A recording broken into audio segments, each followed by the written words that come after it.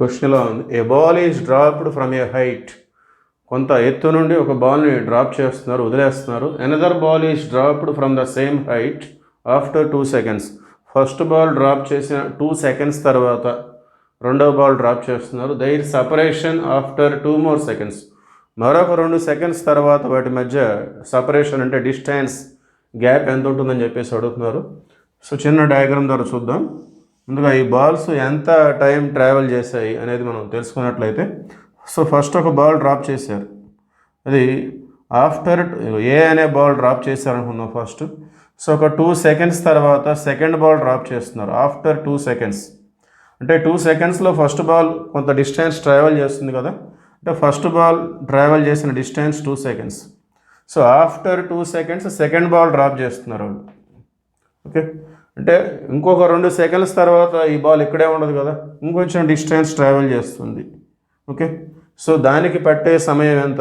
After 2 more seconds.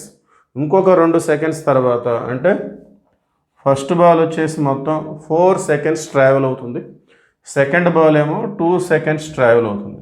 So ఇది ఇక్కడ మనం గుర్తించాల్సింది.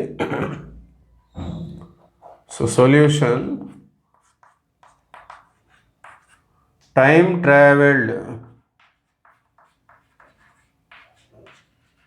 For first ball is equal to 4 seconds. So first ball కొంత height నుండి డ్రాప్ చేశారు కాబట్టి కొంత డిస్టెన్స్ ట్రావెల్ అవుతుంది. 2 seconds తర్వాత సెకండ్ బాల్ డ్రాప్ చేశారు, అంటే ఆ 2 secondsలో ఫస్ట్ బాల్ ఇక్కడ నుండి ఇక్కడ దాకా వచ్చింది అనుకుందాం.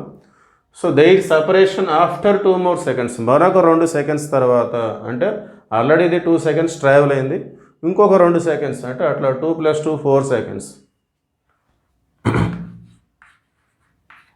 ఫర్ సెకండ్ బాల్, సెకండ్ బాల్కి తీసుకున్నటువంటి టైం ఏంటంటే 2 seconds. ఓకే, సో వాటి మధ్య సపరేషన్ ఎలా ఉంటుంది అంటే, ఇది కొంత సర్టెన్ హైట్ నుండి డ్రాప్ చేస్తున్నారు కాబట్టి ఇది ఒక ఫ్రీలీ ఫాలింగ్ బాడీ అవుతుంది. సో ఫ్రీలీ ఫాలింగ్ బాడీకి మనం S is equal to half. So first ball travel చేసిన డిస్టెన్స్ మనం S1 అనుకున్నట్టయితే S1 ½ GT². Okay, so దీన్ని మనం క్యాలిక్యులేట్ చేసుకుందాం. హాఫ్, G అంటే మనకు తెలియదు, సో T అంటే మనకి ఎంత? 4 seconds. ఫస్ట్ బాల్ ట్రావెల్ చేసినటువంటి టైం 4 అది. సో T² అంటే 4². So 1/2 16G. సో 2తో క్యాన్సిల్ చేసుకుంటే 8G. So 8G distance travel చేసింది. Distance travelled for second ball, second ball travel చేసినటువంటి డిస్టెన్స్ 1/2G. ఇది 2 seconds ట్రావెల్ చేసింది కాబట్టి 2². 1/2 4G. So 2G. Okay, therefore separation